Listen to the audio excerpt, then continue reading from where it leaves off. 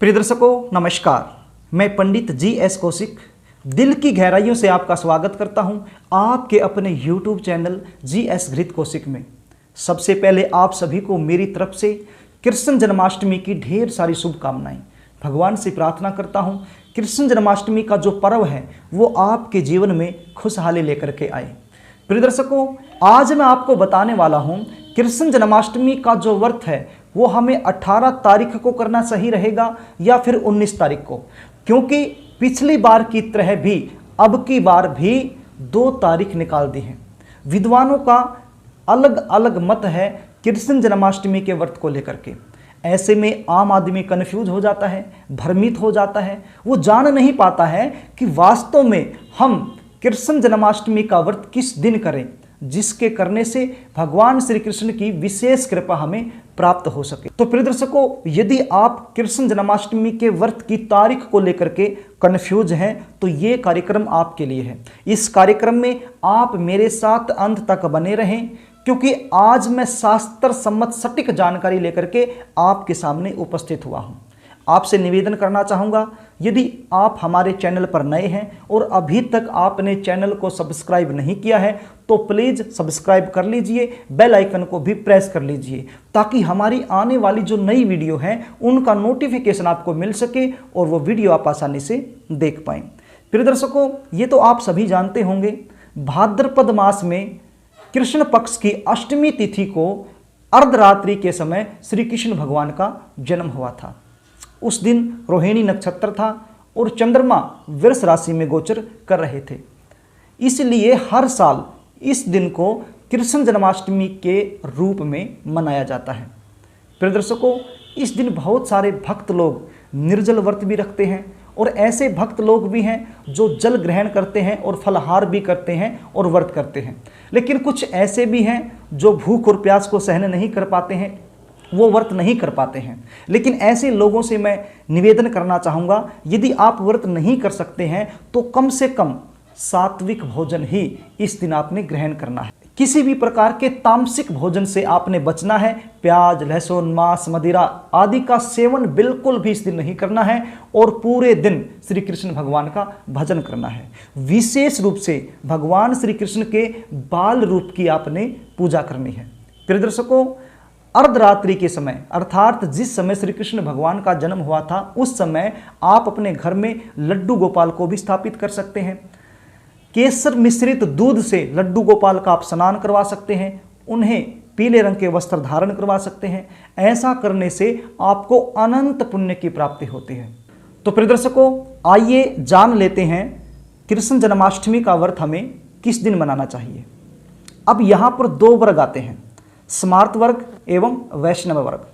अब स्मार्त वर्ग में वो लोग आते हैं जो गृहस्थी होते हैं, जो गृहस्थ आश्रम से जुड़े हुए हैं, और वैष्णव वर्ग में वो लोग आते हैं जो साधु संत एवं सन्यासी होते हैं।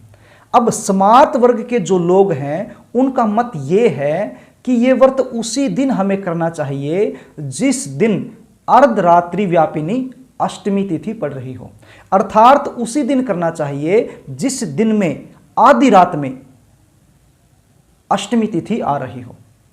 लेकिन वैष्णव वर्ग के जो लोग हैं उनका मानना है कि ये व्रत उस दिन करना चाहिए जिस दिन उदयकालीन तिथि अष्टमी पड़ रही हो। अर्धरात्रि के समय चाहे नवमी तिथि आए और चाहे अष्टमी तिथि हो, इससे कोई फर्क नहीं पड़ता। उनका मानना है कि उदयकालीन तिथि अष्टमी तिथि होनी चाहिए। तो प्रिय दर्शकों, अब आप खुद आइडिया लगा सकते हैं। थोड़ी देर पहले मैंने बताया था श्री कृष्ण भगवान का जन्म अष्टमी तिथि की अर्धरात्रि के समय हुआ था, अर्थात जब श्री कृष्ण भगवान का जन्म हुआ उस समय कौन सी तिथि चल रही थी? अष्टमी तिथि चल रही थी। तो शास्त्रोक्त बात यही हुई कि उसी दिन हमें यह व्रत करना चाहिए जिस रात्रि में अष्टमी तिथि चल रही है, क्योंकि जब कृष्ण भगवान का जन्म हुआ था तो उस समय भी अष्टमी तिथि चल रही थी, और अब जब उसका हम जन्मदिन मना रहे हैं तो उस रात्रि में भी अष्टमी तिथि होनी चाहिए ना, तभी तो उसका जन्मदिन मना सकते हैं।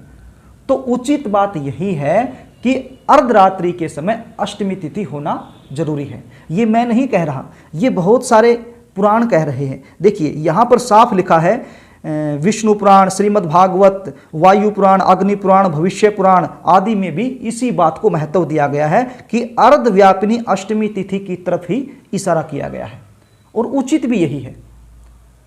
तो प्रिय दर्शकों, अब ये जान लेते हैं कि ये अर्धरात्रि व्यापिनी तिथि कब पड़ रही है, 18 को पड़ रही है या फिर 19 को पड़ रही है। तो इसको देखते हैं। देखिए 18 तारीख को 9:20 से पहले पहले सप्तमी तिथि रहेगी। ध्यान दीजिए, 18 तारीख को 9:20 से पहले पहले सप्तमी तिथि रहेगी और इसके बाद अष्टमी तिथि शुरू हो जाएगी। 9:20 के बाद 18 तारीख को अष्टमी तिथि शुरू हो जाएगी और ये रहेगी अगले दिन अर्थात 19 तारीख को रात्रि 10:58 तक। तो अब ये देखिए कि कौन सी रात्रि में अष्टमी तिथि आ रही है। अब 18 तारीख को 9:20 पे शुरू हो गई तो रात्रि 12 बजे अष्टमी तिथि आ रही है, ये क्लियर हो गया। अब देखिए 19 तारीख को आ रही है क्या, 19 तारीख को रहेगी रात्रि में 10:58 तक अष्टमी तिथि। तो इसका मतलब 19 तारीख को 10:58 के बाद नवमी तिथि शुरू हो जाएगी और 19 तारीख की जो रात्रि, जो अर्धरात्रि होगी, उस समय नवमी तिथि चालू हो जाएगी। जबकि श्री कृष्ण भगवान का जन्म हुआ था अष्टमी की अर्धरात्रि को।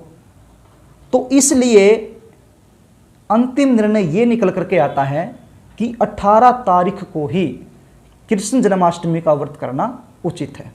रही बात रोहिणी नक्षत्र की, तो रोहिणी नक्षत्र तो न तो 18 तारीख की अर्धरात्रि में आ रहा है और ना ही 19 तारीख की अर्धरात्रि में आ रहा है। अब कृतिका नक्षत्र ही रहेगा दोनों दिन।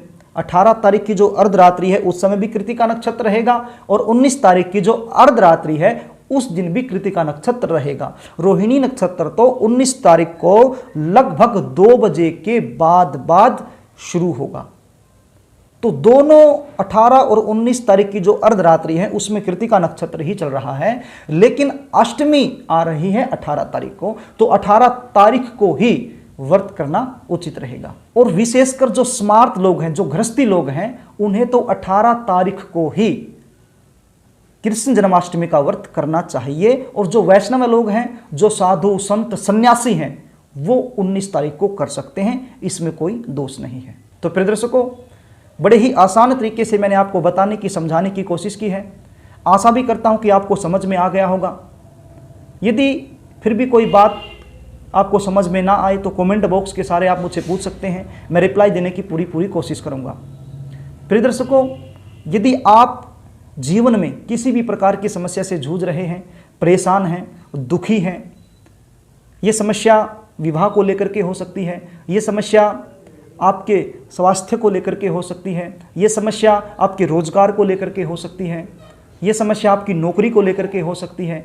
किसी भी प्रकार की समस्या से यदि आप जूझ रहे हैं और उसका ज्योतिषीय समाधान आप चाहते हैं तो स्क्रीन पर दिए गए व्हाट्सएप नंबर पर आप अपने जो समस्या है उसको टाइप करके मेरे पास भेज सकते हैं। मैं पूरी कोशिश करूंगा आपकी समस्या का समाधान करने का। तो प्रिय दर्शकों, आज के लिए बस इतना ही। कल फिर मिलेंगे, तब तक के लिए नमस्कार।